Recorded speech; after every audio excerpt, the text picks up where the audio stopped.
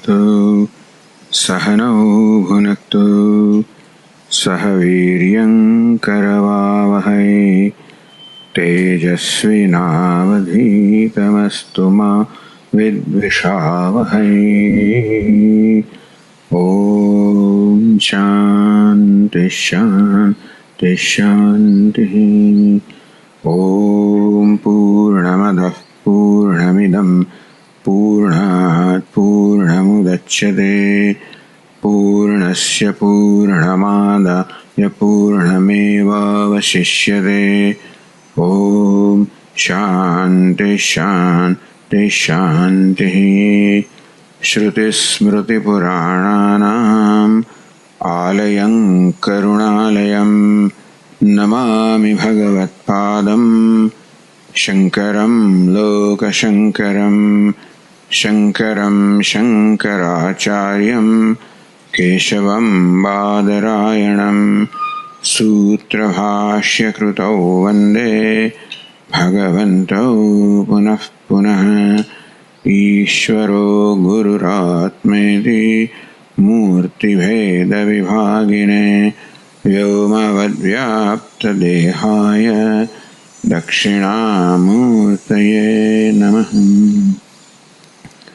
ॐ पार्थाय प्रतिबोधितां भगवता नारायणेन स्वयं व्यासेन ग्रथितां पुराणमुनिना मध्ये महाभारतम्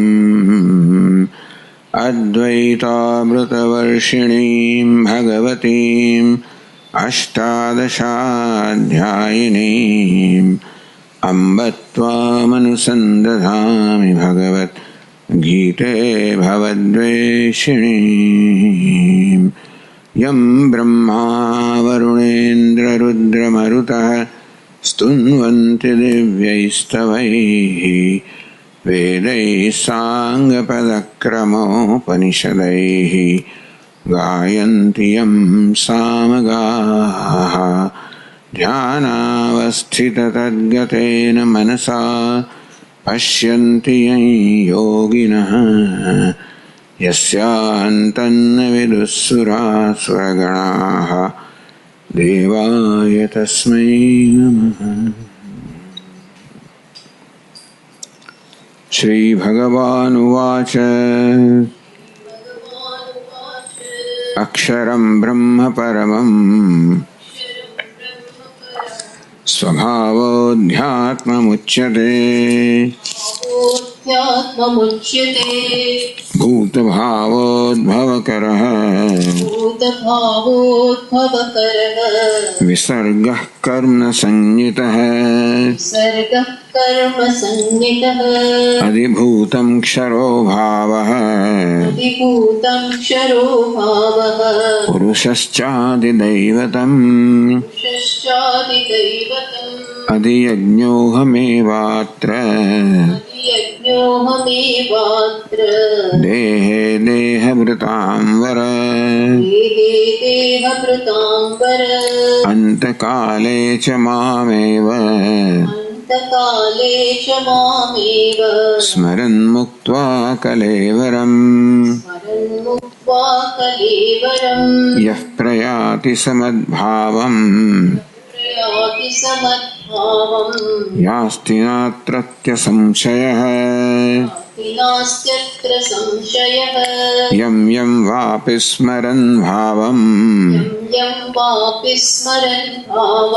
त्यजत्यन्ते कलेवरम् तं तमेवैति कौन्तेय सदा तद्भावभावितः।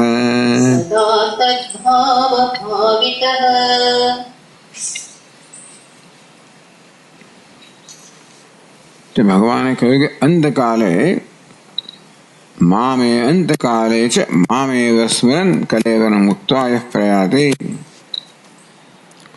अंतकाले पण माરું સ્મરણ કરતા કરતા દેહ છોડીને જે પ્રયાણ કરે છે સહ મદ્ભાવમ્યાતિ, ભાવને મારા પણાને પામે છે नास्त्यत्र संशय, कोई संशय નથી.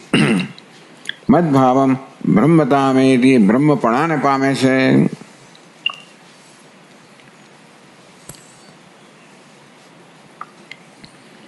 અહીંયા ટીકાકારે એવું કહ્યું કે આ રીતે ભગવાન કહી રહ્યા છે કે માત્ર જીવન દરમિયાન નહીં પરંતુ અંતકાળે પણ આ ઉપાસકે, યોગીએ, ભક્તે આ રીતે ભગવાનનું નિરંતર કોઈ પ્રકારના અંતરાય વગર સતત ચિંતન કરવું. બ્રહ્મવિદ વિષયાંતર ભાવના સાહિત્યના, ભગવાન સિવાય બીજા કોઈ પ્રકારના વિષયથી જે વૃત્તિ અંતરિત થતી નથી એ પ્રકારની બીજા કોઈ પ્રકારની વિજાતીય વૃત્તિ વગર એક જ સજાતીય વૃત્તિ પ્રવાહ અંતકાળે પણ. એટલે હવે આખી જિંદગી આમ કર્યું તો અંતકાળે પણ આ પ્રકારે સ્મરણ કરવું આગ્રહ કેમ રાખો છો? તો કે કંઈ કહેવાય નહીં. અંતકાળે કદાચ કોઈ કર્મના કારણે બીજું કોઈ સ્મૃતિ પણ આવી જાય તો શું કહેવાય? દૃષ્ટાંત આપ્યું કે ભરત રાજાએ જેવી રીતે અંતકાળે આખી જિંદગી એમણે ભગવાનની આરાધના કરેલી, અંતકાળે પેલા એ હરણના બચ્ચાનું ધ્યાન કરતા કરતા એને પ્રાપ્ત થયા. માટે કોઈ પ્રકારની પ્રમાદ ના હોવો જોઈએ. અંતકાલે બ્રહ્માત્મના એવ સ્થાતવ્યત્વમ નિયમયતિ ભગવાન. ભાઈ જીવન દરમિયાન તો તમે ભગવાનનું સ્મરણ કરો, અંતકાળે કરો કે ના પણ કહેતો નહીં, નિયમ કે છે અંતકાળે પણ, અંતકાલે છે, અંતકાળે પણ. અને આમ નિયમ વિધિ કહી કે પક્ષ પ્રાપ્ત થાય. ચાલો જીવન દરમિયાન તો સ્મરણ કરવાનું બરોબર છે, અંતકાળે ન કરતો ન ચાલે તો કે અંતકાળે પણ કરવાનું, એવો નિયમ ભગવાન બતાવે છે. એટલે ભલે ક્યાંક કહ્યું સ્મૃતિમાં કે ભાઈ તમે ગમે ત્યાં તમે તીર્થ સ્થળમાં દેહ છોડો તો તમારી સદગતિ થાય, એ બધું નહીં ગણવાનું કહે છે. આ જ રીતે સદગતિ પ્રાપ્ત થાય. તો પછી ભગવાને છઠ્ઠા અધ્યાયમાં સામાન્ય નિયમ કહ્યો કે જે કશી વસ્તુનો ભાવનું સ્મરણ કરતા કરતા છોડે એ ભાવને પ્રાપ્ત કરે. તો નહીં, એનો પણ એવો અર્થ નહીં કરવાનો. બ્રહ્મવિદામ યતિનામ વિદેહ મુક્તિ કામાનામ. આ દેહ પછી મુક્તિની કામના કરનારાઓ જે બ્રહ્મજ્ઞાની યતિઓ છે, અહીં બ્રહ્મજ્ઞાનીનો અર્થ કરવાનો કે અધ્યાત્મ અધિભૂત દૈવ અધિયજ્ઞ બધાનો જે આત્મા છે, સર્વાંતરાત્મા છે, સર્વાત્મા છે પરમા, એનું ધ્યાન કરતા કરતા નિત્ય નિરંતર ધ્યાયના ધ્યાતુ ધ્યેય સ્વરૂપ આપત્તિ. નિત્ય નિરંતર ધ્યાન કરવાને કારણે આ ધ્યાતા ધ્યેયના સ્વરૂપને પ્રાપ્ત કરે. એના માટે ભ્રમર કીટ ભ્રમર જ્ઞાન કહેવામાં આવે. અને તેથી જે બ્રહ્મજ્ઞાનીઓ વિદેહ મુક્તિ ઈચ્છે છે એમણે તો અંતકાળે પણ બ્રહ્મનું જ અનુસંધાન કરવાનું, બીજા કશાનું પણ નહીં. ભાઈ આમ તો આને સામાન્ય નિયમ કહ્યું કે જે કશાનું ધ્યાન કરતા કરતા વિદાયેલો એને પ્રાપ્ત કરો. તો કે પણ બ્રહ્મજ્ઞાનીને આ પ્રકારનો કોઈ વિકલ્પ નથી. જેણે વિદેહ મુક્તિ પ્રાપ્ત કરવી છે એને તો અંતકાળે પણ આ પ્રકાર ધ્યાન કરતા કરતા જ વિદાય લેવી જોઈએ. હવે 455 પાન પર આગળ કહે છે બ્રહ્મવિદામ યતીનામ ધ્યાનસ્ય અવશ્ય કર્તવ્યત્વ સિદ્ધે. કે બ્રહ્મજ્ઞાની બ્રહ્મનું ધ્યાન કરનારા યતિ છે, ધ્યાનસ્ય અવશ્ય કર્તવ્યત્વ સિદ્ધે. ટૂંકમાં આ બધા શ્લોકોમાંથી ટીકાકાર એ પ્રકારનો સિદ્ધાંત તારવે છે. ભગવાન કહી રહ્યા છે કે નિત્ય નિરંતર જીવન દરમિયાન સાથે સાથે મૃત્યુ સમયે પણ આ જ ધ્યાન કરવું જોઈએ, એમાં કોઈ વિકલ્પ નથી. તો પછીનો શ્લોક છે પણ એ જ રીતે એ જ અર્થઘટન કરે છે. બ્રહ્મવિદામ યતિનામ, બ્રહ્મવિદ અર્થાત બ્રહ્મનું ધ્યાન કરનાર જે યતિ છે, ધ્યાનસ્ય અવશ્ય કર્તવ્યત્વ સિદ્ધ એણે અવશ્ય ધ્યાન કરવું જ જોઈએ જીવન દરમિયાન અંતકાળે પણ ઉક્તમેવ અર્થમ જે અર્થ કહેવામાં આવ્યો આગળના 2 શ્લોકોની અંદર હવે એ સામાન્યતયા કહેવામાં આવ્યો અંતકાળે યહ પ્રયાતિ જે કોઈ મારું સ્મરણ કરતા કરતા પ્રયાણ કરે મારા ભાવને પ્રાપ્ત કરે यम यम वापि स्मरण भावम जे कोई भाव ने स्मरण करता करता कलेवर ने त्याग करे ये भाव ने प्राप्त करे इस नियम सामान्य माने कहेवामां आवे अर्जुन विषय अर्जुन शू करवानुं सामान्य नियम तो कहो अर्जुन शू करवानुं सर्व काळे केवी रीते भगवाननुं ध्यान करवानुं अर्जुन विषय कृत्य पुनर्दृढ़यति એટલે અર્જુનના કિસ્સામાં એને આજે એ જ વસ્તુને લગાડીને ફરી દ્રઢ કરે છે કે સર્વકાળે ધ્યાન થવું જોઈએ જો એક તો છે ધ્યાન જે 7મા અધ્યાયમાં કહેવામાં આવ્યું એ નિર્ગુણ નિરાકારનું આત્મ સ્વરૂપે ધ્યાન એ કહેવામાં આવ્યું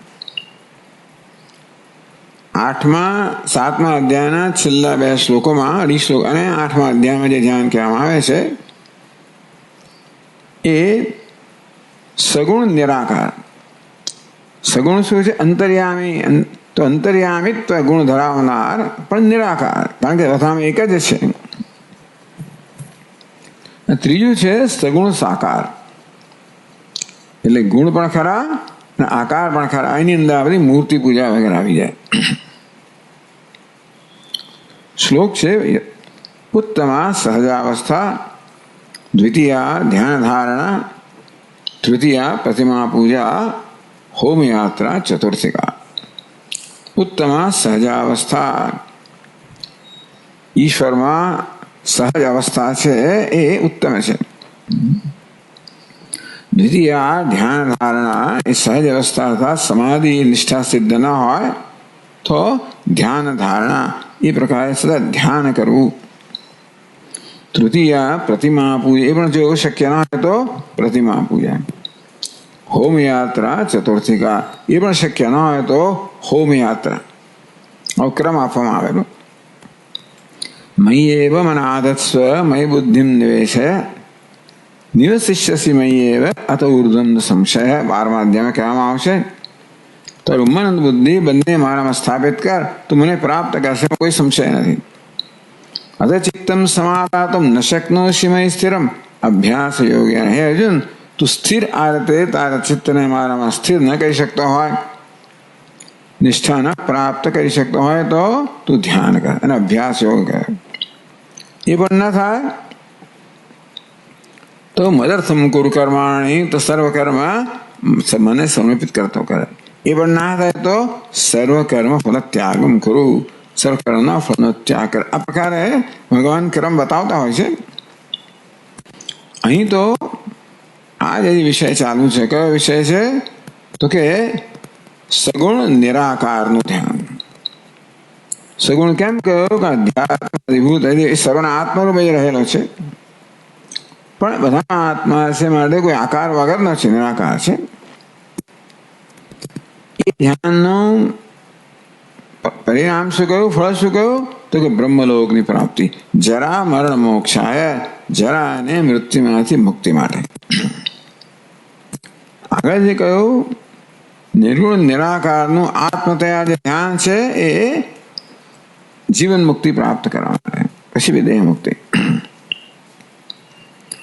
तो 5મા અને 6ठा श्लोक में जे बात सर्व साधकों को सामान्य साधक में कहेवामां आवी हवे विशेष करने अर्जुन नो उद्देश्य नहीं कहते अर्जुन ने शू करवानुं 7મા श्लोक में कहे तस्मात् सर्वेषु कालेषु तस्मात् सर्वेषु कालेषु मामनुस्मर युध्य च मामनुस्मरयुध्य च मय्यर्पितमनो बुद्धिः मय्यर्पितमनो बुद्धिः मामे वैश्यस्य संशयः मामे वैश्यस्य संशयः। તસ્માત તે કારણથી આગળ કહ્યું ને કે જે જે ભાવના સાથે અંતકાળે મનુષ્ય વિદાય લે છે તે ભાવને પ્રાપ્ત કરે છે. પણ અર્જુન તું શું કરે? સર્વેષુ કાલેષુ સર્વકાળે નિરંતર મામ અનુસ્મર મારું સ્મરણ કર મારું અનુસ્મરણ કર. અર્જુનના કિસ્સામાં યુદ્ધ છે કારણ કે યુદ્ધ એનું કર્તવ્ય એ પણ તો કરતો જા એમ કહીશું તો મય્ય અર્પિત મનોબુદ્ધિ જરા મન અને બુદ્ધિ મને સમર્પિત છે તું મામે વૈશ્યસી અસંશય તું મને જ પ્રાપ્ત કરશે એમાં કોઈ સંશય નથી. આ અર્જુનના ઉદ્દેશને કહેવામાં આવે છે. તો એ કહે છે ટીકાકાર યસ્માત ચર્મકાલીના દૃશ્ય ભાવના અવિદ્યામૂલકત્વાત શરીરારંભગત હેતુ. ટૂંકમાં બ્રહ્મનું જ અનુસંધાન કરવાનું, દૃશ્યનું નહીં. એ સિવાયને કશાનું અનુસંધાન નહીં કરવાનું.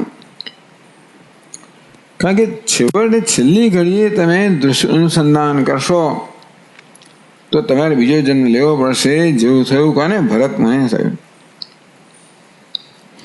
અવિદ્યામૂલકત્વાત આ દૃશ્ય છે એ તો દ્વૈત છે, અવિદ્યામાંથી ઉત્પન્ન થયેલું છે.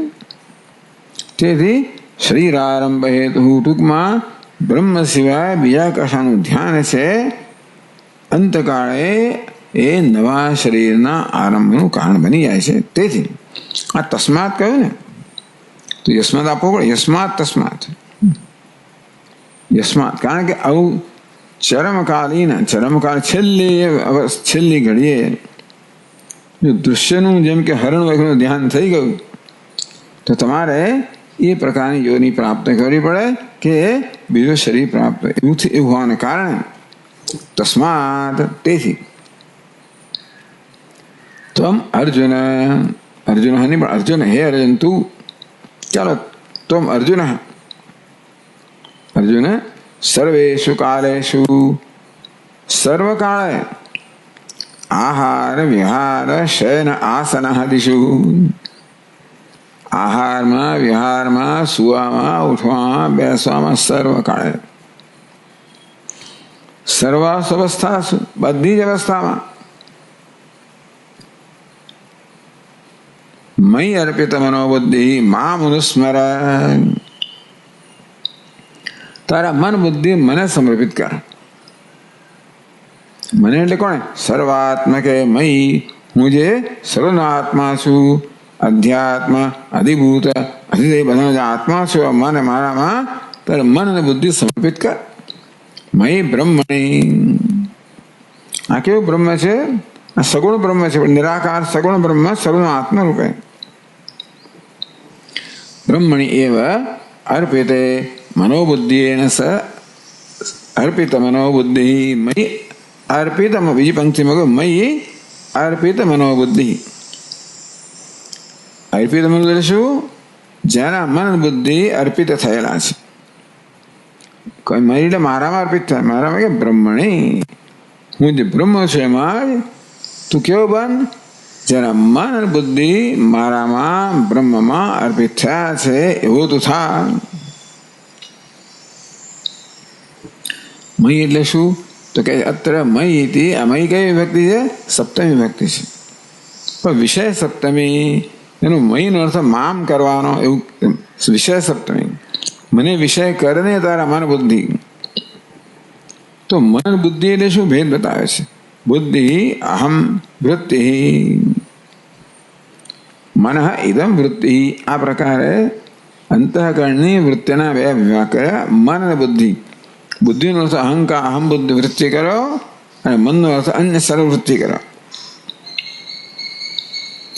તો એવો વિષય મામ એવો કૃત્વ. ટૂંકમાં હે અર્જુન તું આ પ્રકારે તારું મન એટલે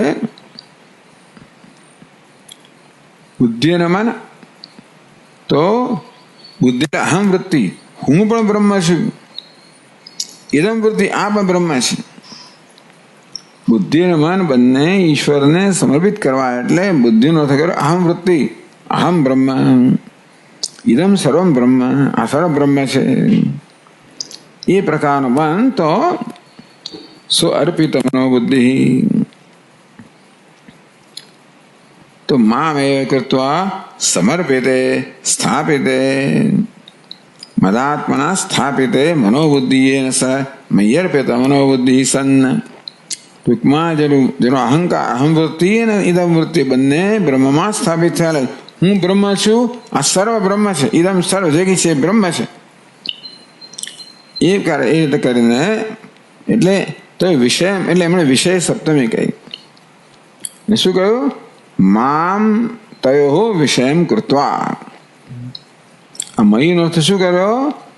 મામ બીજી વ્યક્તિ, વિષય મામ તયો વિષયમ કૃત્વા એટલે આ બુદ્ધિ મને મન અને બુદ્ધિનો વિષય બનાવીને, બુદ્ધિનો વિષય બનાવવાનો એટલે કે અહમ બ્રહ્મ છું, મનને વિષય બનાવવાનો એટલે ઇદમ બ્રહ્મ છે. એ પ્રકારે બધા જે બધું જ આવી ગયા એમાં. સમર્પિતે મદાત્મના સ્થાપિતે, આ મન અને બુદ્ધિ બંને મદાત્મના, બુદ્ધિનો આકાર પણ બ્રહ્મ છે અને મનનો આકાર પણ બ્રહ્મ છે. એવો બનીને મય્યર્પિત મનોબુદ્ધિ સન્ન, એ પ્રકારનો જેની બુદ્ધિ મારામાં કે મારા વિષયમાં બુદ્ધિ અને મન અર્પિત થયેલા છે. અર્થાત જેનું સમગ્ર વ્યક્તિત્વ તું સમગ્ર મારામાં સ્થાપિત છે. મય્યેવ મનાદસ્વ મય બુદ્ધિમ નિવેશ. તારા મનને બુદ્ધિને બધામાં મારામાં સ્થાપિત કર. એટલે શું થયું? અહમ અર્થમ ઇદમ અર્થમ ચ મામ અનુસ્મર. હું કોણ છું? અહમ પણ હું છું, ઇદમ પણ ભગવાન કે હું છું. અહમનો જે અર્થ છે એ પણ બ્રહ્મ છે, ઇદમનો જે અર્થ બ્રહ્મ છે. એ પ્રકારે અહમ ઇદમ બંને અર્થ બ્રહ્મ છે, બ્રહ્મનું જ અનુસ્મરણ કર.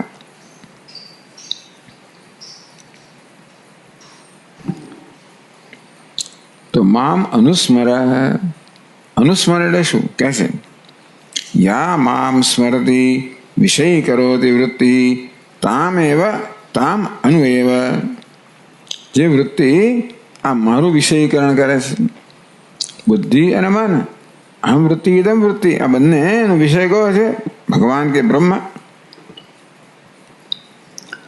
તામ એવ અનુસૃત્ય એવ સ્મર, તામ અનુગતા એવ સજાતે વૃત્ત્યા અનુસંદેહી. ટૂંકમાં સતત મારું અનુસ્મરણ, એક પછી એક સ્મરણ. અનુસૃત્ય, એક વૃત્તિ ગઈ બીજી આવે, બીજી ગઈ ત્રીજી આવે. એ બધાનો વિષય કોણ છે? હું જ છું. આમ સજાતે વૃત્ત્યા અનુસંદેહી, સજાતે વૃત્તિનો પ્રવાહ, એ વિષય કયો છે? બ્રહ્મ એનો વિષય છે. એ પ્રકારે સજાતે વૃત્તિનો પ્રવાહ, એ તમારું અનુસંધાન કર. ન તો ભિન્ન વૃત્તિ અંતરાલમ કરું, મારા સિવાયની બીજી કોઈ વૃત્તિને વશમાં ના આવવા દઈશ.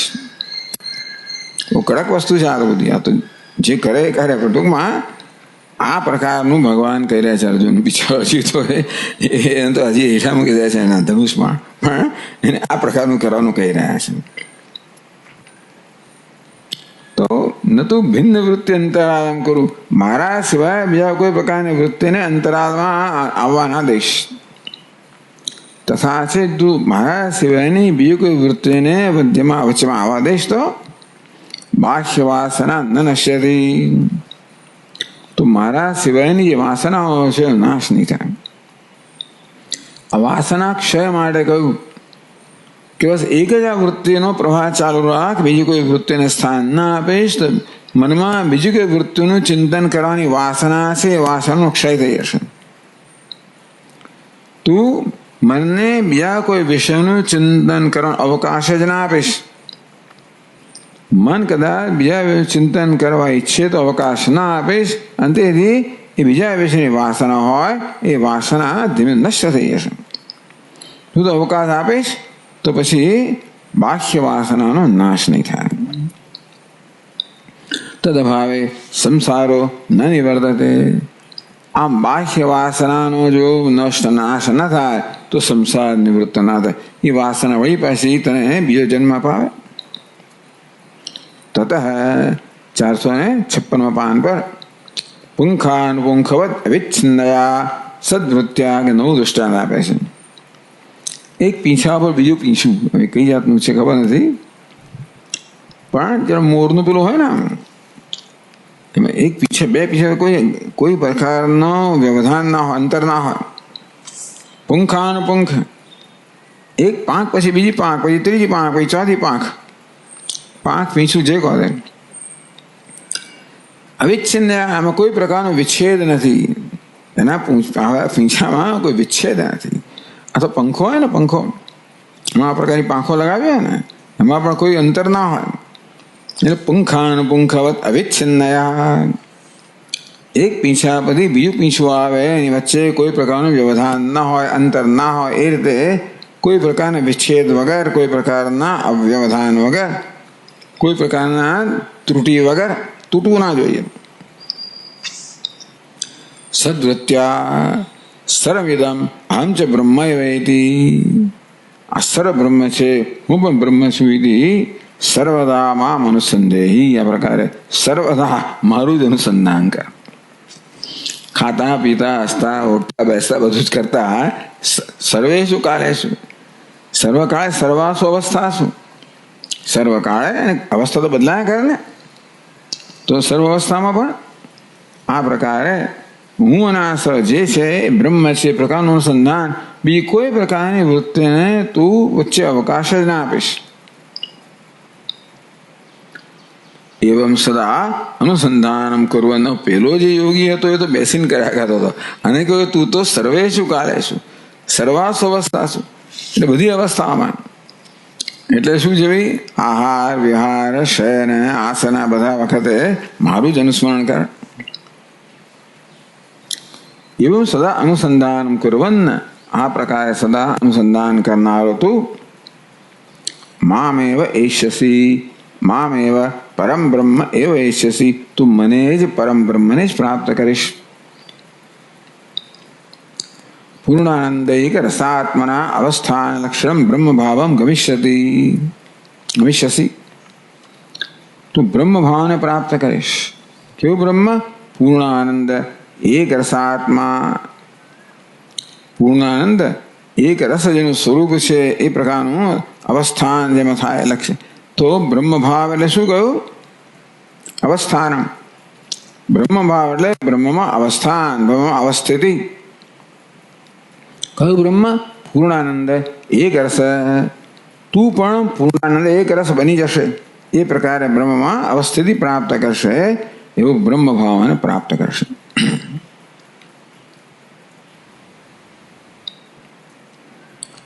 હું પાછું ફરી કહ્યું, અસંશય મય અર્પિત મનોબુદ્ધિ મામેવ એષ્યસી. અસંશય. પાછો અહીંયા સંશય આવ્યો ને, પાછો પેલામાં આવ્યો ને આમાં આવ્યો. તો નતું પુનઃ શરીરમ મમય ભવિષ્યતિ વા ન વા યદિ સંશયો ન કર્તવ્ય. વળી પાછું મારું, એટલે ફરી પાછું શરીર મારું આવું થશે કે નહીં થાય એ કોઈ પ્રકારનો સંશય તારે કરવો નહીં. મદ વચનમ શ્રદ્ધસ્વ. આ પ્રકારે કરવાથી તું મારા ભાવને પ્રાપ્ત કરશે. એ શું થયું? કીટ ભ્રમર ન્યાય. આ કીટ ભ્રમર બની જાય છે. આ શું છે? બનવાની પ્રક્રિયા છે. પેલી જ્ઞાનની પ્રક્રિયાથી જ્યારે બ્રહ્મનું આત્મા અનુસંધાન થતો હતું એ હકીકત છે. હું બ્રહ્મ છું, હકીકત છે, અને જાણવી એનું નામ છે જ્ઞાન. હું તો અહંકાર છું અને બ્રહ્મ બનવાનું છે. અહમમાં સતત અહમને બ્રહ્માકાર બનાવો, એ સતત એ પ્રકારે કરો તો છેવટે અહમ બ્રહ્માકાર બની જાય, બ્રહ્મ ભાવને પ્રાપ્ત થાય. અને એ સતત થવું જોઈએ, સમગ્ર જીવન દરમિયાન અને અંતકાળે પણ થવું જોઈએ. તો તું બ્રહ્મ બની જશે. બ્રહ્મ ભાવને પ્રાપ્ત કરશે એટલે બ્રહ્મ બની જશે. કેવું બ્રહ્મ? પૂર્ણાનંદૈક રસાત્મના અવસ્થાન. તું પૂર્ણાનંદ એક રસ સ્વરૂપે અવસ્થાન પ્રાપ્ત કરીશ. એ પ્રકારે બ્રહ્મ ભાવ બ્રહ્મપણાને પ્રાપ્ત કરશે. આ બ્રહ્મ બની જવાની વાત થઈ. ન તો પુનઃ શરીરમ મામ એવમ ભવિષ્યતિ વા ન વાયતિ, મારું શરીર આવું થઈ જાય, હું થઈ જઈશ કે નહીં એવી સંશય ના કરીશ.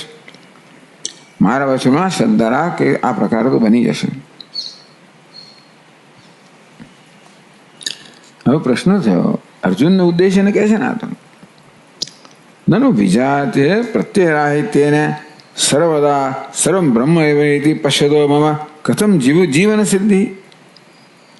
બધા વિજાતીય પ્રત્યય છે એનો ત્યાગ કરીને સર્વ જે છે બ્રહ્મ જ છે, હું પણ બ્રહ્મ છું, આ સર્વ બ્રહ્મ છે, એ પ્રકારનું દર્શન કરતા કરતા હું એ જ કરું તો વ્યવહાર કેમ સિદ્ધ થાય? વ્યવહારમાં તો દ્વૈત હોય જ ને. કથમ જીવન સિદ્ધિ, તો આસન શયન આહાર વિહાર થાય કેવી રીતે? બ્રહ્મમાં જો અહમ ને ઇદમ બધું બ્રહ્મ જોતા થઈ કેવી થઈ શકે? જીવન સિદ્ધિ કેમ થાય? એટલે ભગવાન જે કહી રહ્યા અર્જુન માટે પ્રેક્ટિકલ જ નથી ને, સંભવિત નથી ને કોઈને માટે. અર્જુન માટે કોઈને માટે આહાર વિહાર બધા જ વ્યક્તિ આવું બ્રહ્મનું ચિંતન કેમ સંભવિત થાય? તો બધું છોડીને બેસી ગયા હો તો કદાચ શક્ય બને, પણ આ બધું અર્જુનને કહે છે. છઠ્ઠા અધ્યાયમાં તો કહ્યું કે બધું છોડીને એક જ કામ કરવાનું હતું, પણ અર્જુનને તો આ બધું કરવાનું હોય ને. એટલે કહે છે કે તો કેવી રીતે જીવન સિદ્ધિ? ભાઈ જીવન સિદ્ધિ કેમ? એટલે કે જીવન જીવાય કેવી રીતે? એટલે કે છે યુદ્ધ છે, યુદ્ધ પણ કર, એટલે તારું કર્તવ્ય કર્મ પણ કર.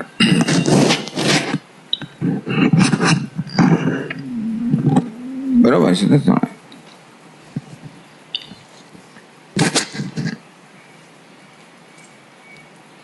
યુદ્ધ છે આ અર્જુનનો ઉદ્દેશ ને કહે છે. ત્વમ ક્ષત્રિય ખલુ સ્વજીવન સાધનમ યુદ્ધમ ચ કુરુ.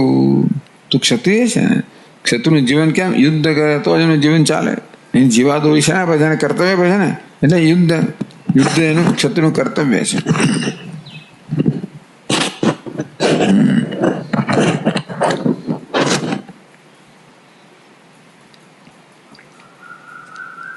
ત્વમ ક્ષત્રિય ખલુ સ્વજીવન સાધનમ યુદ્ધમ ચ કુરુ. હે અર્જુન, તું અર્જુનનો ઉદ્દેશ એને કહે છે એટલે તું તો ક્ષત્રિય છે. યુદ્ધ તારું જીવન સાધન છે, જીવન જીવવાનું સાધન કહ્યું યુદ્ધ ક્ષત્રિય માટે, એ પણ કર. નનુ બ્રહ્માનુસંદેહ યુદ્ધ ક્રિયાયા પ્રત્યય ભેદન. ભાઈ હું એક બાજુ કહો છો કે મારે સદ બ્રહ્મ અનુસંધાન કરવું જોઈએ, બીજું યુદ્ધ કરવાનું કહો છો. યુદ્ધ માટે યુદ્ધનું અનુસંધાન થવું જોઈએ ને. તો બ્રહ્મનું અનુસંધાન કરું કે યુદ્ધનું અનુસંધાન કરું? પ્રત્યય ભેદ, બ્રહ્મ એક પ્રકારનો પ્રત્યય છે ને, એક પ્રકારનો ખ્યાલ છે, યુદ્ધ બીજા પ્રકારનો ખ્યાલ છે ને. પ્રત્યય ભેદ, બંને પ્રકારના પ્રત્યય કહો ખ્યાલ કહો એ જુદા છે. સાધન ભેદેન સ્થિતિ ભેદેન છે. તો બ્રહ્મ અનુસંધાન કરવાનું સાધન એક છે ધ્યાન, યુદ્ધ કરવાનું સાધન બીજું છે યુદ્ધ. સ્થિતિ, બ્રહ્મ અનુસંધાન કરવા માટે સ્થિતિ કેવી છે? બીજા બધામાં નિવૃત્ત થયા હોય, જ્યારે યુદ્ધ માટે પ્રવૃત્ત થવું પડે. આ બધી જ યુદ્ધ અને બ્રહ્મનું ધ્યાન બંને અત્યંત કેવા છે? પરસ્પર વિરુદ્ધ છે. પરસ્પરમ વિરુદ્ધત્વાદ. આ પ્રકારે આપના કહેવા પ્રમાણે સતત બ્રહ્મ ધ્યાન કરવું અને પાછું યુદ્ધ પણ કરવું એ તો પરસ્પર વિરુદ્ધ છે. દ્વયો એક કાલ એક અધિકરણત્વ સંભવાત. તો બે વસ્તુ એક જ વ્યક્તિ એક જ સમયે કેવી રીતે કરી શકે? બ્રહ્મ ધ્યાન કરું તો યુદ્ધ ના થાય, યુદ્ધ કરું તો બ્રહ્મ ધ્યાન ના થાય. તો આપ કહો છો કે બધા સમયે યુદ્ધ પણ કર, એક જ વ્યક્તિ એક જ સમયે એક જ સ્થળે એક જ અવસ્થામાં બંને કેમ કરી શકે? કથમ તદ્વયમ યુગપત કરતું શક્ય દેતી. યુગ એક સાથે આ બંને એક સાથે કેમ થઈ શકે? એવી શંકા ન કરે, ન શંકનીય. કેમ? બ્રહ્માર્પણમ બ્રહ્મ હવિધિ પૂર્વોક્ત રીત્યા. આ કહ્યું ને, અર્પણ પણ બ્રહ્મ છે, હવિષ પણ બ્રહ્મ છે, અગ્નિ પણ બ્રહ્મ છે, અર્પણ કરનાર પણ બ્રહ્મ છે, ક્રિયા પણ બ્રહ્મ છે, ફળ પણ બ્રહ્મ છે. એની પૂર્વોક્ત રીત્યા કરતા એટલે બ્રહ્મ યજ્ઞ કરનાર, કરણમ યજ્ઞનું સાધન એટલે હવિષ, કાર્યમ યજ્ઞની ક્રિયા, ભોગતા ભોજ્યમ ટૂંકમાં ત્યાં કેવું કહેવામાં આવ્યું? યજ્ઞ કરનાર, યજ્ઞનું સાધન, યજ્ઞનું અધિકરણ અગ્નિ, આ બધું બ્રહ્મ જ છે. એ પ્રકારની દ્રષ્ટિ જ્ઞાની પુરુષ ધરાવે છે. એટલે છેલ્લા બ્રહ્મ છે, ભલે એ બધા એના આકાર જોવા દેખાતા મળે, વાસ્તવમાં શું છે? બ્રહ્મ જ છે. એટલે હમ ભોજ્યમ ભોગતા ભોજનમ, હું ભોજ્ય પણ છું, ભોગતા છું, ભોજન પણ છું. બ્રહ્મ સર્વત્ર બ્રહ્મ દૃષ્ટિયા. આ પ્રકારે બધી ક્રિયાઓ કરતા કરતા પણ તારું ધ્યાન ક્યાં છે? માત્ર બ્રહ્મમાં જ છે. ઈશ્વરનો આત્મા બ્રહ્મ છે. તો કર્તાનો, કર્ણનો, ક્રિયાનો, ભોગતાનો, ભોજ બધાનો આત્મા કોણ છે? બ્રહ્મ જ છે. સર્વમ બ્રહ્મ એવેદી સર્વત્ર બ્રહ્મ દૃષ્ટિયા. આ રીતે સર્વત્ર બ્રહ્મ દૃષ્ટિ વડે યશાતુ શારીરમ કેવલમ કર્મ કર કુરુ, તું માત્ર તારા જીવનના નિર્વાહ માટે આવશ્યક કર્મ કર. કર્તવ્ય કર્મ નહીં. શારીરમ કેવલમ કર્મ તત્ કર્તવ્યમ. શારીરમ કોને કહેવાય? શરીરની સ્થિતિ માટે આવશ્યક છે એ કર્મ તું કર. આ યુદ્ધ તારે માટે, તારા કિસ્સામાં યુદ્ધ છે એ તારા શરીરની સ્થિતિ માટે આવશ્યક છે, તું કર. પણ એ સિવાય કશું જ નહીં. અર્થાત જે કોઈ કર્મ તારા દેહની સ્થિતિ માટે આવશ્યક હોય એ તું કર, એ સિવાય કશું નહીં. વિદુષોપી અતિ પ્રવૃત્યા વાસના વૃદ્ધિ.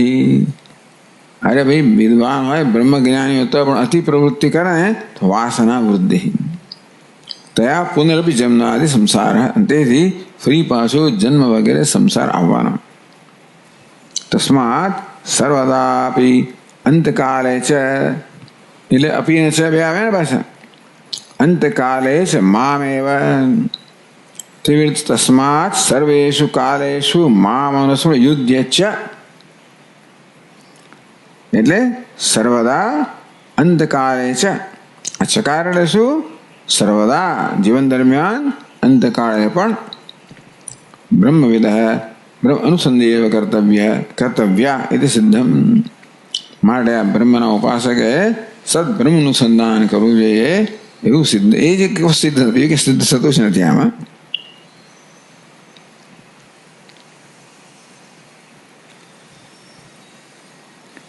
તો આગળ કહે છે 457 પાન પર, નનુ બ્રહ્મવિદ સ્વજ્ઞાનદગ્ધ અખિલ કર્મણ કર્મ અભાવાત કોતો ભાવી શરીર સ્મૃતિ. આપ કહો છો કે અંતકાળે જો બ્રહ્મનું સ્મરણ નહીં કરવામાં આવે તો બાહ્ય બીજાનું સ્મરણ થાય તો ભવિષ્યમાં જે શરીર પ્રાપ્ત કરે એની સ્મૃતિ જન્મે છે. ટૂંકમાં સામાન્ય રીતે જ્યારે જીવાત્મા વિદાય લે ત્યારે કયું સ્મરણ થાય છે? જે ભાવિ દેહ પ્રાપ્ત કરવાનો છે ને એનું સ્મરણ સાથે નીકળતો હોય છે, જે એ દેહને પ્રાપ્ત કરે. પણ બ્રહ્મજ્ઞાનીએ તો અજ્ઞાનથી બધા કર્મને બાળી નાખ્યા છે.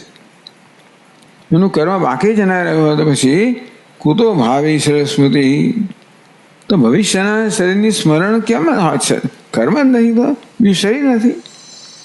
તો એ શરીરની પ્રાપ્તિનો પ્રશ્ન જ ક્યાં રહ્યો કે એને માટે તમે આવો આગ્રહ રાખો છો કે અંતકાળે પણ છોડવું જ ના જોઈએ?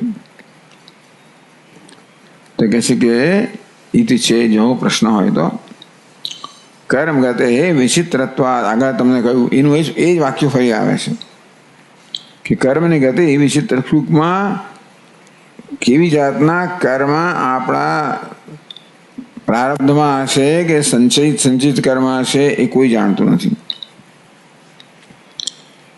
તત્તત્વ અવગંતુમ ન શક્ય. તે માટે કર્મનું તત્વ છે એને ગહના કર્મણો ગતિ. આ કર્મનું તત્વ છે ગહન છે, માટે એ સમજવું શક્ય નથી.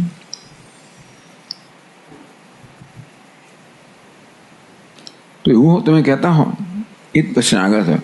તરી તથાવિધ કર્મ ગત્યા મરણકાલે બ્રહ્માનુસંધિ નિરુદ્ધ સ્યાદિતિ.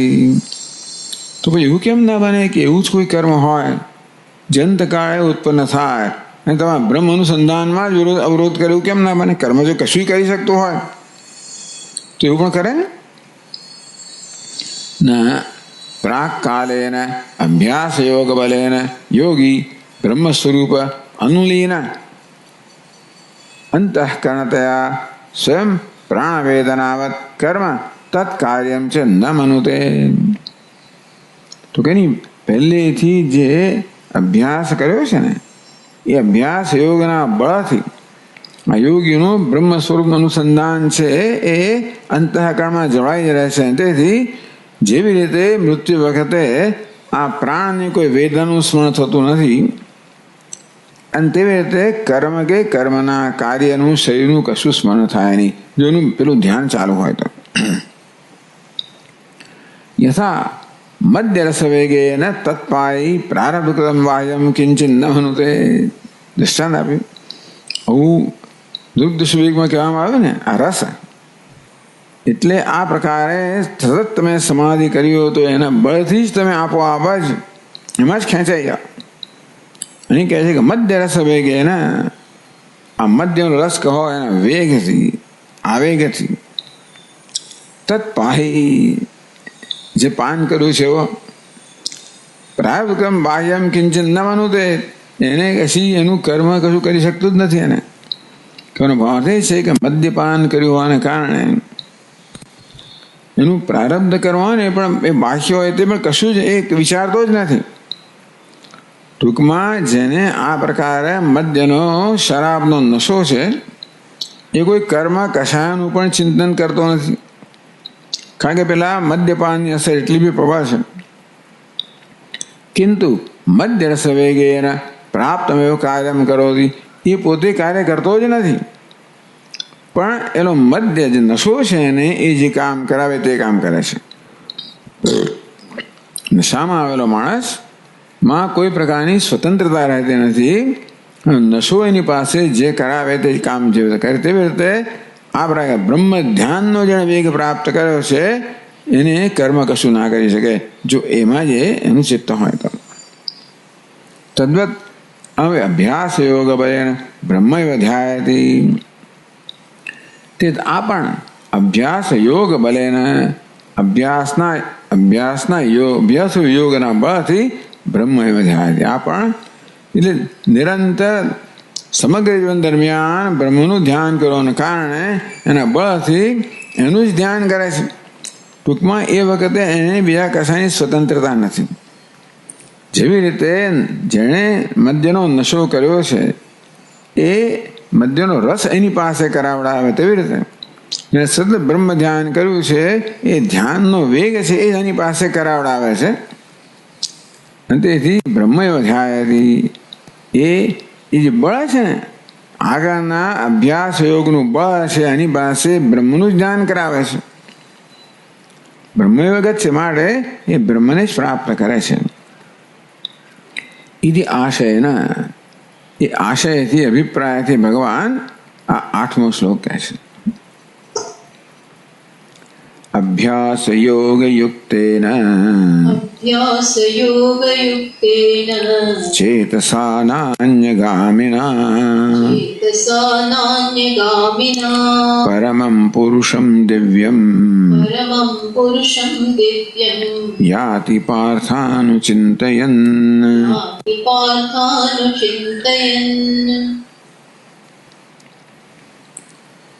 અભ્યાસ યોગ યુક્ત ચેતસા કેવું ચિત્ત છે? અભ્યાસના યોગથી યુક્ત થયેલું, અભ્યાસનો યોગ ધરાવનારું, અભ્યાસનો યોગનું બળ ધરાવનારું, વેગ ધરાવનારું ચિત્ત છે. અન્ય ગામ્યના જ અન્ય ક્યાંય પણ ગતિ કરતું જ નથી.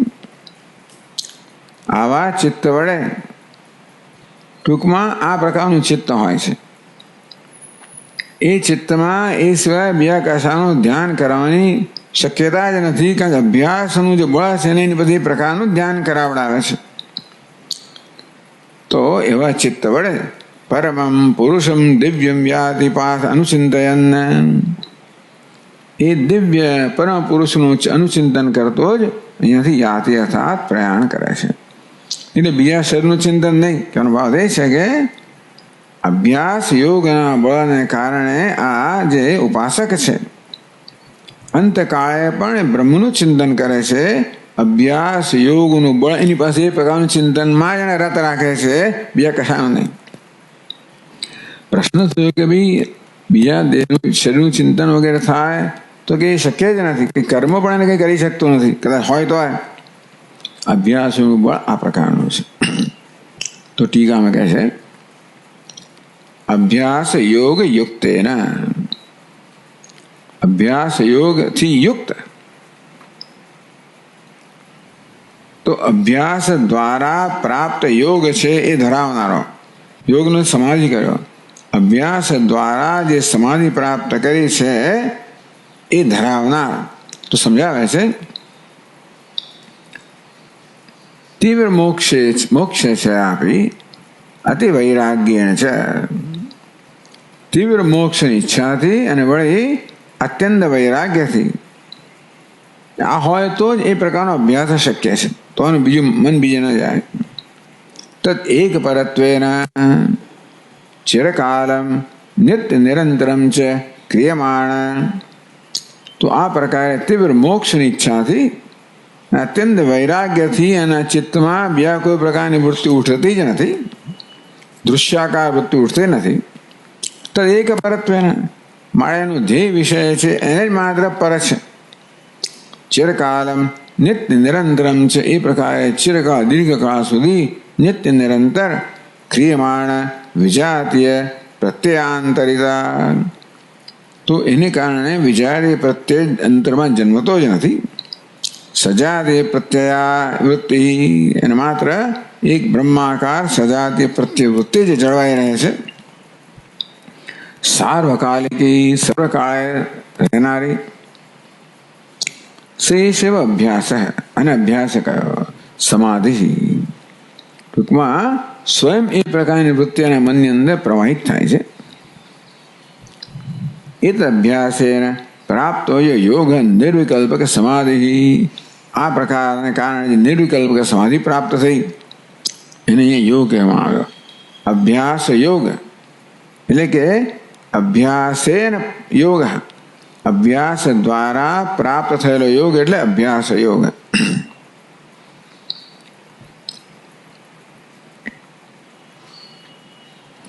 અભ્યાસ કોને કહ્યો?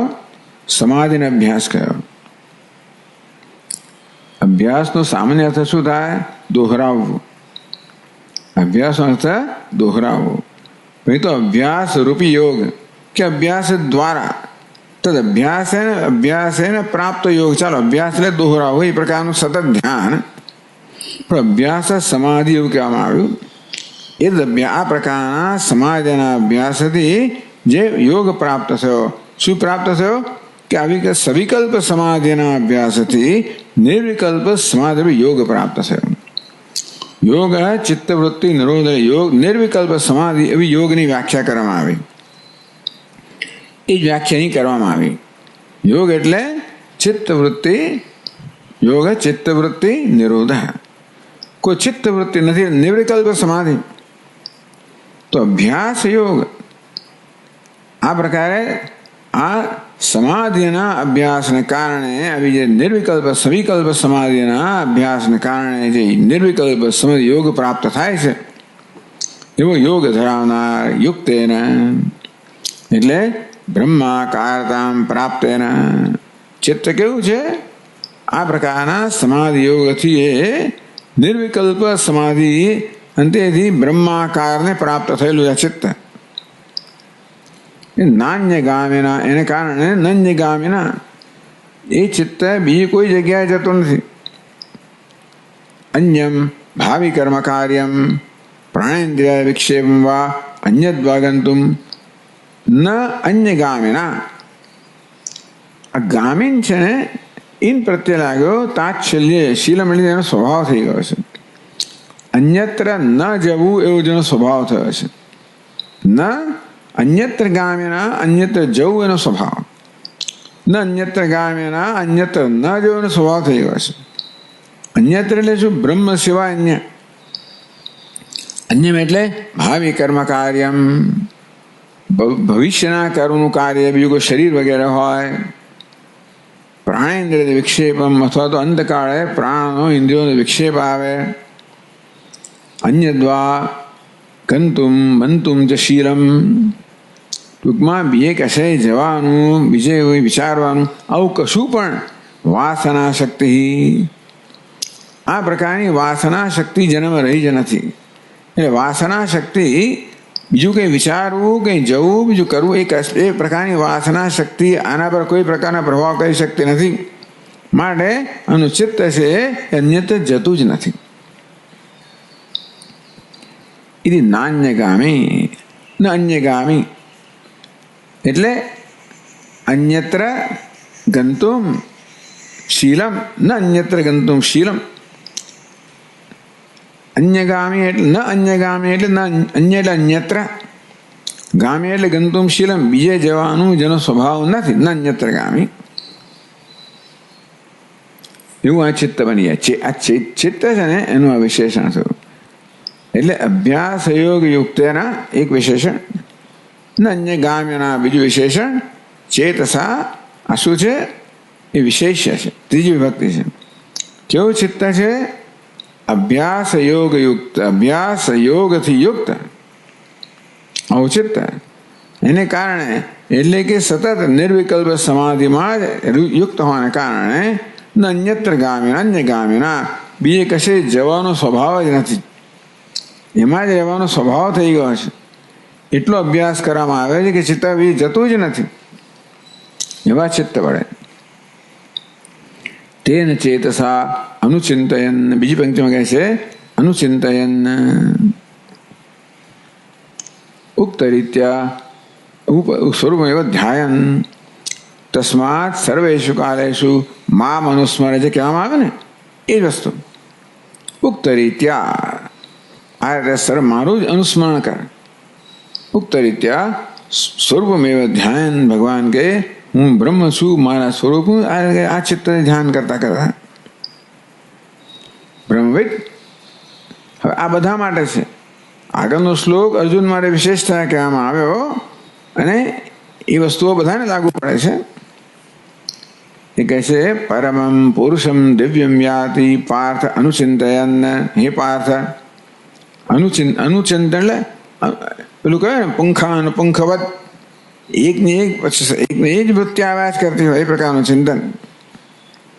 સ્વરૂપ ધ્યાન, મારા સ્વરૂપનું બ્રહ્મનું ધ્યાન કરતા કરતા બ્રહ્મવિદ આ બ્રહ્મજ્ઞાની છે.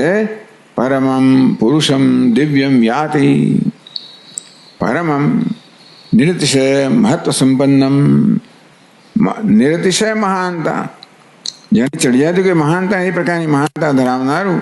દિવ્ય એટલે સ્વયં પ્રકાશ, પ્રકાશ એક રૂપમ પુરુષમ પરમાત્માને પ્રાપ્ત કરે છે એનો અર્થ થયો. આવા ચિત્ત વડે આ બ્રહ્મવિદ કે બ્રહ્મનું ઉપાસક છે એ પરમાત્માને પ્રાપ્ત કરે. કેવું પરમાત્મા? જે દિવ્ય છે. દિવ્ય એટલે પ્રકાશ એક રૂપ. પુરુષ એટલે જે પૂર્ણ છે કે પરમાત્મા છે, જે પરમ છે અર્થાત સૌથી મહાન છે, નિરતિશય મહાન છે એવા પરમાત્માને પ્રાપ્ત કરે છે.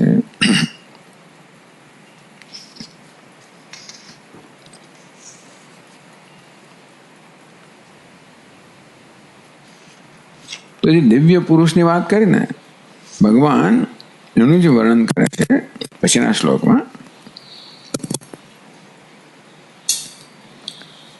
458 પાન પર છેલ્લી પહેલા પેરેગ્રાફથી પછી 5મી તથૈવ અત્ર આપી. અહીં પણ આગળ બધું કહ્યું છે એમણે, બીજી શ્રુતિના બધા વાક્યો કહ્યા છે.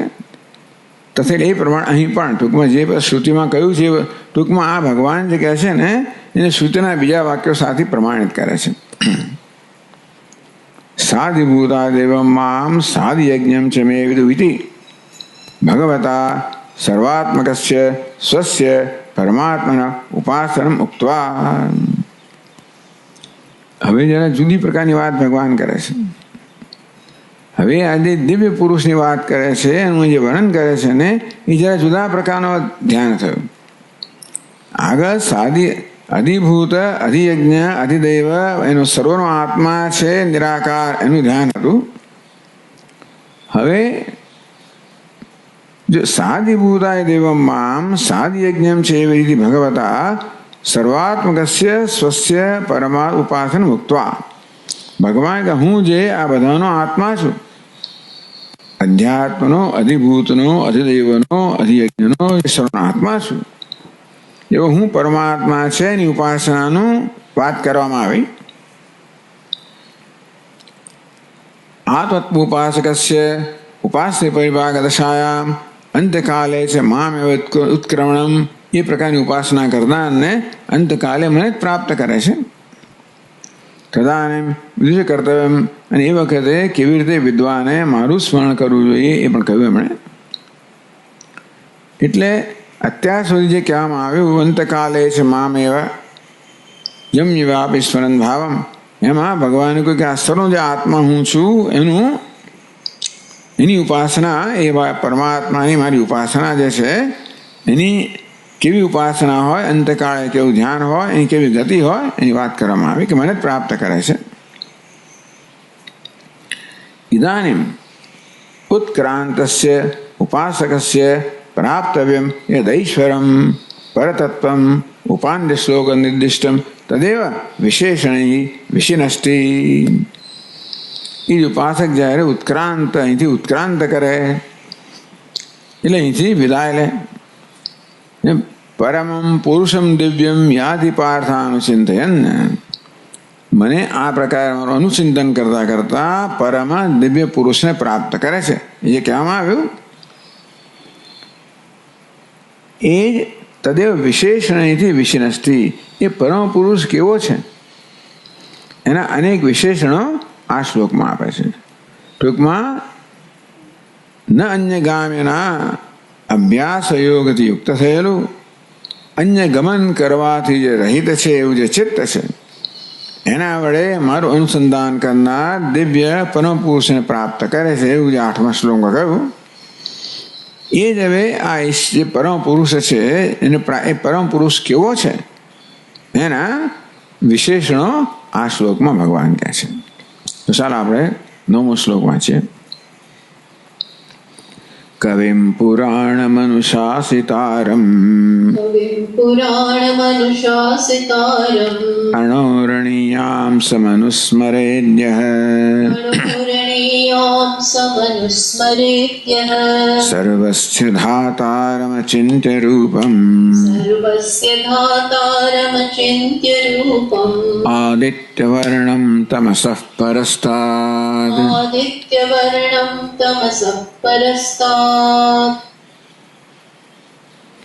કવિમ કવિ પુરાણ અનુશાસિતા અણો અણિયામ સહ સર્વસ્ય ધાતારમ અચિંત્ય રૂપમ આદિત્યવર્ણમ તમસ પરસ્તાદ. આવું ઊંચું એનું જે અનુસ્મરણ કરે છે. એટલે પરમ પુરુષમ દિવ્યમ કહ્યું ને એના બધા વિશેષણો કહેવામાં આવ્યા કે પરમાત્મા કેવો છે.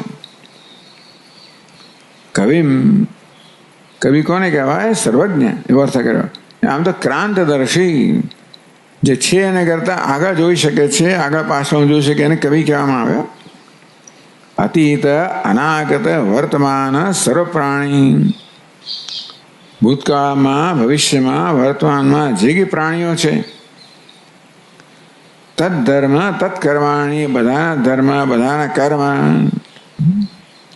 ચિત્ર વિચિત્રાણી, ભિન્ન ભિન્ન પ્રકારના બધા પ્રાણીઓના ભિન્ન ભિન્ન પ્રકારના કર્મ અને ધર્મ, તત્ફલાની છે એ દરેકના ભિન્ન ભિન્ન પ્રકારના ફળ. સાક્ષાત વિજાનાતિ કો કવિતિ વિજાનાતિ કવિતિ કવિ, કો કવિતિ ઇતિ કવિ, એવું અર્થ કર્યો. વિજાનાતિ એટલે તો કવિ કોને? સાક્ષાત વિજાનાતિ, સાક્ષાત અવ્યવધાનેન વિજાનાતિ, કોઈ પ્રકારના વ્યવધાન વગર. કારણ ભગવાનને કોઈ ઇન્દ્રિયો નથી, એની સર્વજ્ઞતા કેવી છે? સાક્ષાત જાણે છે એને કવિ એટલે સર્વજ્ઞ. ટૂંકમાં પરમાત્મા સર્વજ્ઞ છે. એટલે કે ભૂતકાળ, વર્તમાન, ભવિષ્યમાં જે ભૂતો હતા, છે ને હશે, એમના જે ધર્મ કર્મ હતા, છે ને હશે, ને જે ફળ હતા હશે, છે ને હશે, એ બધું સાક્ષાત જાણે છે. કોઈ પ્રકારના વ્યવધાન વગેરે એમને આંખો કે મન કશાનો ઉપયોગ ના કરવો પડે. આપણે કશું જાણવું હોય તો જ્ઞાનેન્દ્રિયો જોઈએ, મન જોઈએ, આ બધું એનું વ્યવધાન કહેવાય. એટલે એમની મર્યાદા ઓછમાં આવે. ભગવાનને આવી કોઈ પ્રકારની મર્યાદા નથી. એ કોઈ પ્રકારના મન બુદ્ધિના ઉપયોગ કે ઇન્દ્રિયો વગેરે બધું સાક્ષાત જાણે છે. એને કવિ કહેવામાં આવે સર્વજ્ઞ. ભગવાન કેવો છે? સર્વજ્ઞ છે. કવિ પુરાણમ જવા દે છે હમણાં, પછી અનુશાસિતારમ, શાસ્તા શાસન કરનાર, અનુશાસિતારમ તો કે છે અનુસૃત્ય શાસિતારમ, અનુસરીને શાસન કરનાર એને અનુશાસિતા. સર્વેશામ પ્રાણીનામ હૃદય બુદ્ધિકોશે સ્થિત્વા. ભગવાન કેવો છે? સર્વાંતર્યામી છે. પ્રાણી માત્રની બુદ્ધિમાં રહેલો છે. સર્વનો દ્રષ્ટા છે, સાક્ષી છે. તદ પ્રાણી કર્માણી અનુસૃત્ય શાસિતારમ. એ કેવો છે? કર્માધ્યક્ષ છે. આ બધાની બુદ્ધિકોશમાં રહીને બધા પ્રાણીઓનું કર્મ છે એનું શાસન કરનાર છે. કર્માધ્યક્ષ છે, નિયંતા છે. નિયંતારામ ઇત્યર્થ. ટૂંકમાં બધા જ પ્રાણીના કર્મનો નિયંતા છે. અનુશાસિતારમ કે પ્રાણીનો નિયંતા છે, કર્મનો નિયંતા છે. ધાતારમ સર્વસ્ય ધાતારમ. બી પંક્તિમાં કહ્યું છે સર્ધાતારમ છે સર્વસ્ય. પ્રાણી સર્વ પ્રાણીનો ધાતા છે. ધાતા કોને કે? વિધાતા એટલે કર્મફલદાતા. કે તત્કૃત કર્મણામ અનેક કોટી કલ્પાર્જિતાનામ. આ બધા પ્રાણીઓએ આવા અસંખ્ય પ્રાણીઓના અસંખ્ય પ્રકારના કર્મ અસંખ્ય જન્મમાં બધા સંચિત કરવામાં આવેલા. કલ્પ કોટી, અસંખ્ય કલ્પમાં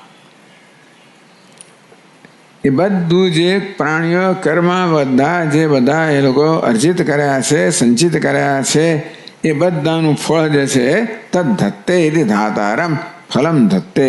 આ ફલમ આપે, પ્રદાન કરે છે. એટલે વિધાતારમ ટૂંકમાં એ કોણ છે? કર્મફલમ દાતા છે. વિધાતા. આપણે વિધાતા કોને કહીએ? રેખા લખનાર એટલે કર્મફળ પ્રદાન કરનાર હોય. સર્વજ્ઞ છે, સર્વ નિયંતા છે, વિધાતા છે. અણો અણિયામસમ. અણુ કોને કહેવાય? અત્યંત સૂક્ષ્મ એને અણુ.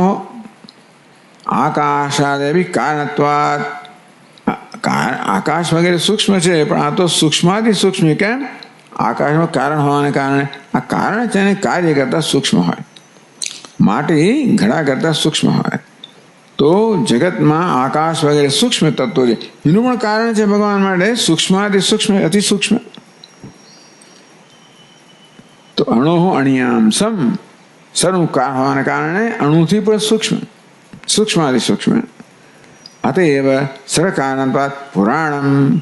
આમ બધાનું કારણ કોને કહેવાય? જે કાર્ય પહેલા હાજર હોય.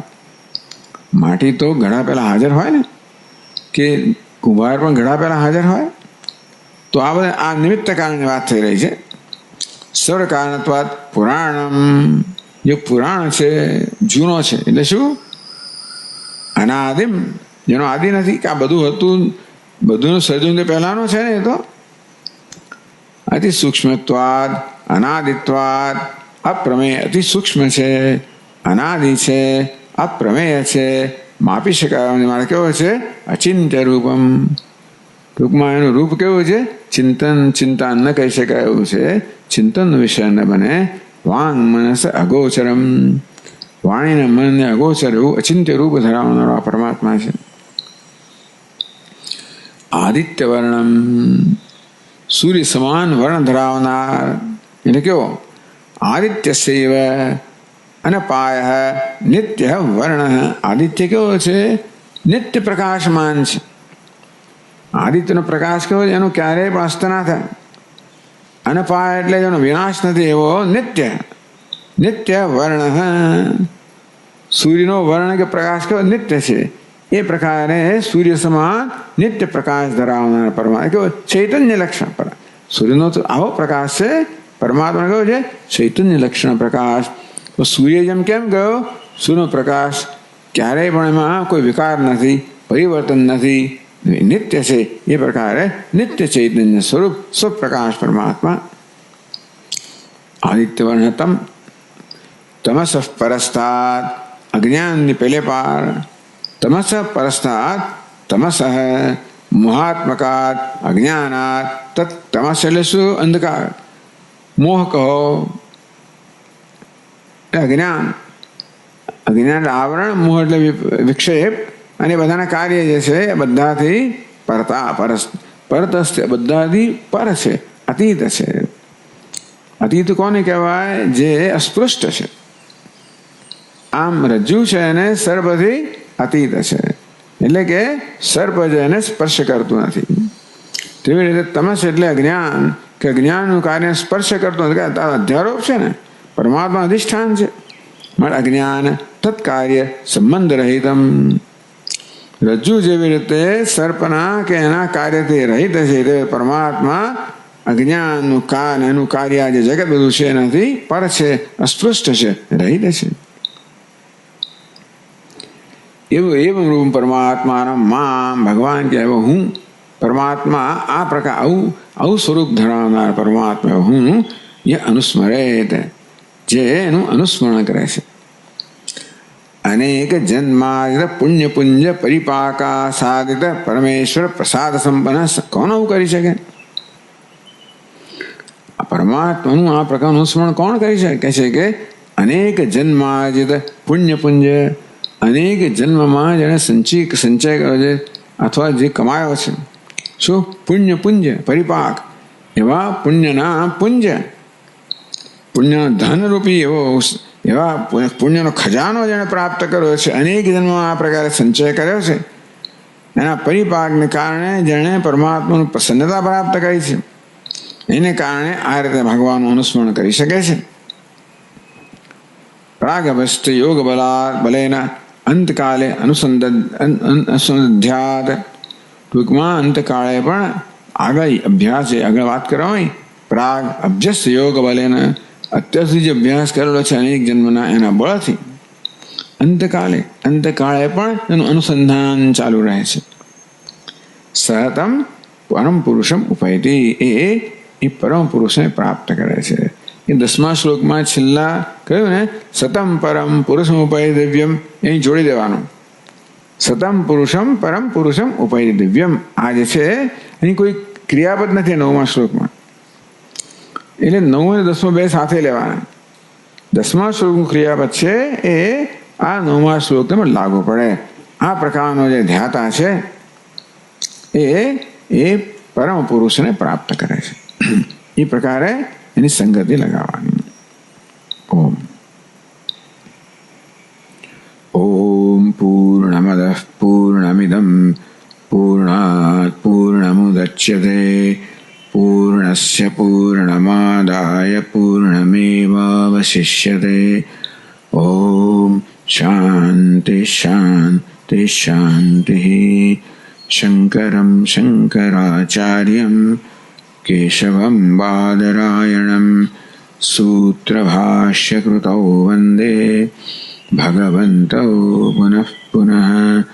ઈશ્વરો ગુરુરાત્મેતિ મૂર્તિભેદવિભાગિને વ્યોમવદ્વ્યાપ્તદેહાય દક્ષિણામૂર્તયે નમઃ.